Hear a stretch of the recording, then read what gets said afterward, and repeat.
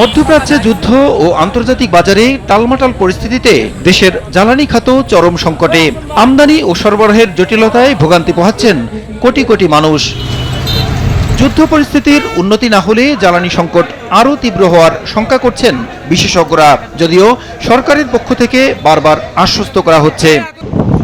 বর্তমানে diesel 1,01,385 metric ton, octane 31,821 metric ton ও petrol 18,211 metric ton সহ বিভিন্ন ধরনের জ্বালানির পর্যাপ্ত মজুদ রয়েছে জানিয়ে বুধবার সচিবালয়ে ব্রিফ করেন জ্বালানি বিভাগের যুগ্ম সচিব। তিনি বলেন, এ অবস্থায় আগামী অন্তত 2 মাস সংকটের আশঙ্কা নেই। অকটেন এবং পেট্রোলের যে মজুদ আছে তাতে আমাদের ইনশাল্লাহ আমি তখন বলেছি যে আগামী 2 মাসেও কোনো অসুবিধা হবে না।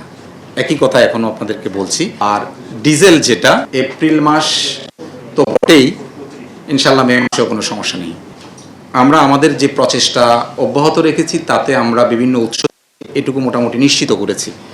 ফলে আশ্বস্ত করতে পারছি আপনাদের মাধ্যমে, সর্বস্তরের জনগণকে আশ্বস্ত করছি যে আমাদের ইনশাল্লাহ আগামী 2 মাসে কোনো জ্বালানি সংকট নেই।